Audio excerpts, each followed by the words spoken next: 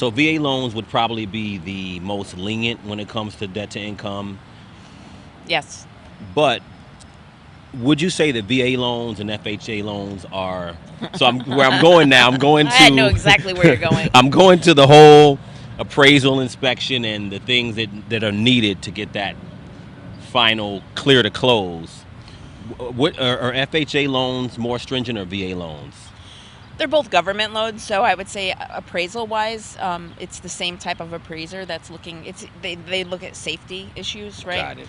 Um, yeah, so I would say any government loan, USDA, VA, FHA, that the appraisals are a little bit more stringent. More stringent. Yeah, just because I mean, so like, but if it's a good house, as long as there's like not peeling paint, broken glass, missing railings, Mhm. I mean, then there shouldn't be an issue with the appraisal. It shouldn't be an issue. Okay. Now, I have to bring this up. I have to bring up peeling paint. Peeling paint is the most interesting thing since I've been in real estate. It's very interesting.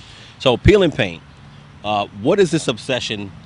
Well, first of all, we should say that just so you know, the loans FHA, VA, USDA are government loans, meaning that the lender who is going to lend the money, these loans are guaranteed or insured by the government, essentially. Yep. So the government isn't giving the money; they're just guaranteeing the loans. Yeah.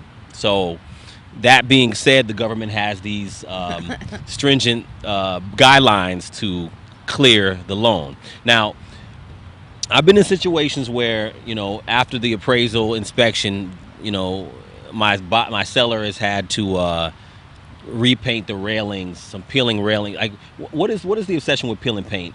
Do you know? Maybe the lead.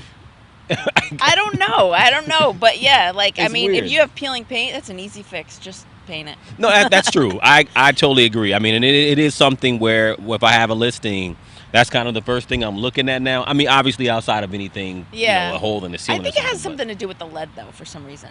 but they're I don't serious know. about that. They paint, are man. serious about that. Oh my God! So it's just something that I guess we have to get used to, or just be aware of when we're listing a house, or if we have a buyer looking at a house, is just being prepared for that, because that does slow the process up. Yeah, because then the appraiser flags it and says, "Hey, this is what it's valued at, but it's not an as-is appraisal. It's after These repairs are done. after these repairs are done. So then Right. you have to go back and do it. So like like if you have a listing and it's going to get flagged, just get it done before the appraisal.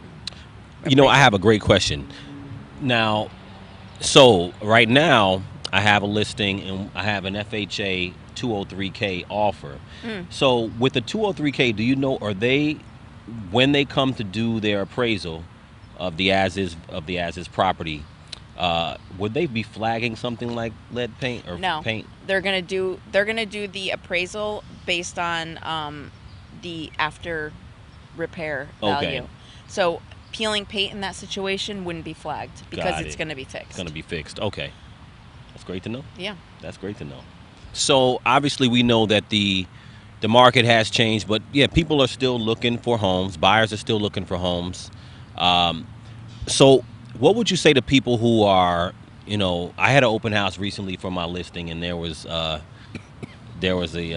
mother and daughter who came looked at the house, and they were saying, I don't know, right now it's just not a good time to buy, and not a good time to buy, and everybody says that. So as a realtor, I mean, I know I try to add value or bring value to clients, and I try to not convince them to buy a home, but to understand that if you want to buy a home, the interest rate is not the only thing to really look at. So what would you say to people who are so obsessed with the interest rates? Because I don't think they're going to ever go back down to 3%. No, they're never going to go back down 3%. So yeah, when I have people that are, I had a call with somebody the other day actually that was like, oh, the rate. And they weren't people that were used to the rates back then either. They Right. just were just they're just scared. They're first time home buyers. And, Sure. they're just nervous. I said, listen, if the monthly payment is comfortable for you, focus on that. If you Right. can't find anything in your price range because the monthly payment is too low, well, that's another story, Yeah. right? Then you either need to get out of the game or you need to up price point, right? Right. But if you're looking for a $3,000 a month monthly payment and that works and you can find a house that you like in that, why are you worried about the rate? We're in the high sixes right now with rates, and there is still so much buyer demand. Can you Right. imagine what's going to happen when rates do dip into the fives, which they are predicted to do in quarter four? When they do dip into the fives, not only are you going to have more buyer demand, but you're going to have more people like paying over ask, even Right. more so than they are now. Right. So for the people that are sitting on the bench waiting for the market to get better or the rates to get better, it's not going to happen. I mean, the rates might get better, but you're going to pay more for your house now. Yeah. You're going to pay And more for the before house. you know it, you're just waiting years. You can be waiting years and years and years Yeah. for a home. So I think that's great advice. To just focus on what you can afford, Right. Per month, and then kind of take it from there. Right. And if you can't find a house in that price range of what you can afford, I mean, I can't say things are going to get better. Right. Right. That's just honest. It's That's just true. But if you can afford it, when rates do go down, you can refinance, and then you'll have even a better monthly payment. Absolutely. You And know? you'll be in a home. Exactly. You'll be in a home rather than waiting. So I think that's such great advice. And I did explain that to these potential buyers at my open house. I explained to them that if the rates went down back to 3%, 4%, it's just going to push the prices up higher because we're going to have a bunch of buyers in the market. So there's already bidding wars now. So what do you like? Exactly. It's going to be even crazier. Exactly. And I think that I think a lot of that came from people expecting there to be some type of a crash, and I think that it's not good advice for people who were putting that out there last year, because there were a lot of people later last year. Oh, it's going to crash in 2023. But at the end of the day, there's too much demand. There's too much demand and not enough inventory. It's not coming. That's not a recipe for crashing. Exactly. And it's not 2008 anywhere near it. And hopefully, with content like this, I just want to make sure that buyers understand. One, I always preach about the relationship between realtor, lender, real estate attorney. I mean, those three are so important. And at the end of the day, you're like, I'm kind of the beginning, but you're really the beginning of it, because at the end of the day, without you, you got nothing. None of this is going to happen. You can talk to a realtor all day, but if you're not qualifying for the loan, it doesn't matter.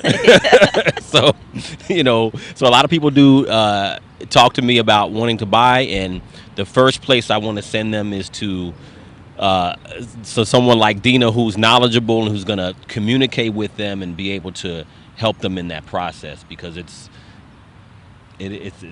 just is what it is. Yeah, and I'm just here to like educate borrowers, right? I mean, like, whether you are ready now or you're ready in 2 years. I mean, if you're not ready now, I'm going to educate you and tell you what you need to do. Absolutely. Right? Like, because everybody wants to own a house, right? I mean, well, I feel like almost everybody. It's the dream, the American dream, right? I would say so. I think it is. I mean, those who don't want to, but I would say we obviously have enough people who want to, because you could see when you have an open house or anything's for sale, people want it, so. And I'm just here to help make that happen. That's what it's all about. Yep. That's what it's all about. Well, any last things you want to say, Dina?